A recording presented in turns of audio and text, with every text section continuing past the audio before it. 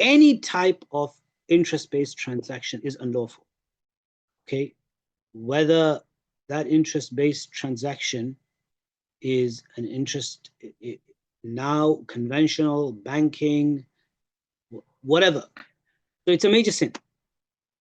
Now, however this is, whether it's that simple £100, $15, $50, $100, euros, whatever, or it's on a larger scale.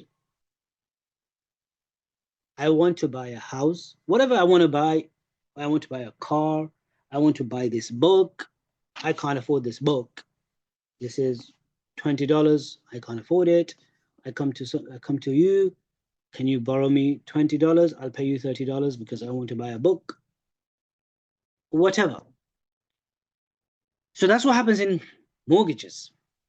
It's basically, you want to buy a property, you can't afford the property, you go into the bank and you're taking a loan from the bank. The bank is paying for you, which means they're giving you the loan, whether they give it to you and you go and pay the owner, or they pay for you directly, regardless. Or you want to buy a car or whatever, they are paying you, and over the next 25, 30 years, you will repay the bank. The bank is the taker of interest, you're the giver of interest.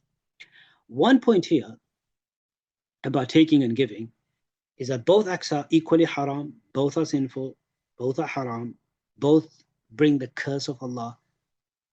But there's one small difference, which is between taking and giving, is in the taking, there's also an additional problem, which is that the money becomes unlawful, filthy, dirty as well. You understand what I'm saying?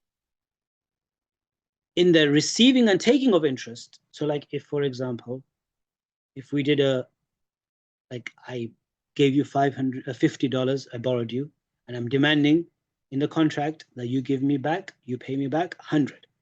Both are sinful. Both are sinful, committing major haram, bringing the wrath of Allah and the warning of war from Allah, both parties.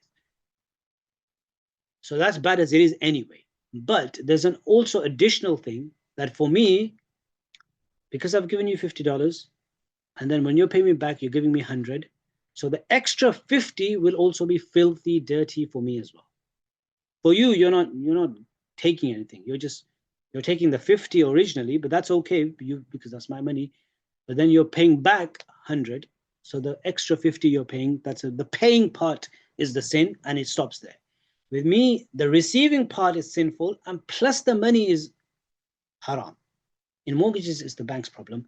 But in normal transactions, even the receiving, which means that money is filthy. I can't use that money. If I was to buy something with that money, that thing is haram, filthy, dirty. If I used it in an investment, business, all of it becomes haram. The extra money that I got, it's taken out of riba, and it's unjust, and it's sinful anyway. So now this is what happens. So generally, mortgages are not permissible.